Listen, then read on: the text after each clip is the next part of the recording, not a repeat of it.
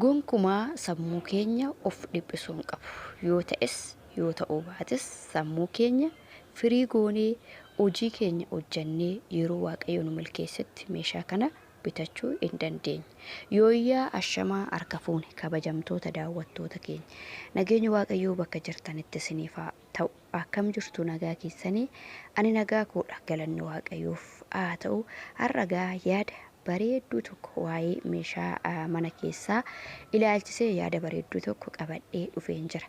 Egaa viidiyoo kana dhugaa dubbachuudhaaf akka dhumaatti xumuraa dhaggeeffadhaa. Viidiyichi kun daqiiqaalee isinitti hin dheeressu.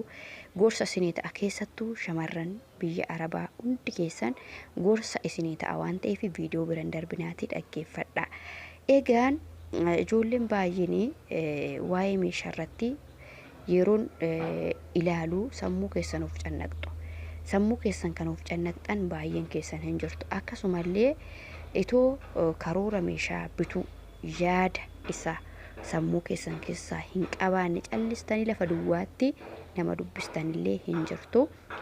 Egaa jalqaba irratti maal isiniin jechuun dhufee dursaa ofii dursa laadhaa. Inni haal dureen hojii hojjettan keessatti karoora baafadhaa, dursa ofii laadhaa. Zimmettanii sammuu keessan of cannaquu yaadda'uu itoon kana bitadhee meeshaa onlaayinii irratti argitanii yookiin yuutuubii irratti argitanii osoon kana bitadhee karoora biraa qabdu yoo ta'e, fakkeenya mana ijaaraa jirtu yoo ta'e, wanti karoora biraa qabdu yoo ta'e, karoora keessan sana otoo galmaan hin gahin gara meeshaatti ce'uun hin danda'amu. Luka lama qabaataniif muka lama iyyaabanii jedha Oromoo waan ta'eef karoora biraa duubaa qabda yoo ta'e, karoora sana xumuriiti gara meeshaa mana keessaa bitachuutti deebi. Obboleetti of hin cannaqin, of hin dhiphisin.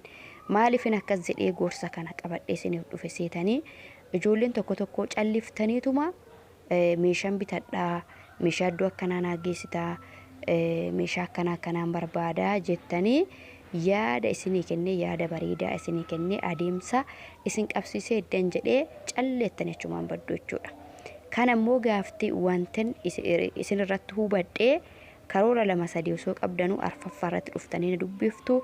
Karoora isa duraan jalqabdan sana waan hin xumurreef meeshaa onlaayinii irratti argitanii meeshaan isin mararee waan gootan dhabdanii bakka lamatti cituu dadhabdanii jiraachaa jirtu. Sammuu keessan of dhiphisaa jechuudha. Sammuu keessan of hin dhiphisinaa. Sammuu keessan firii godhaa.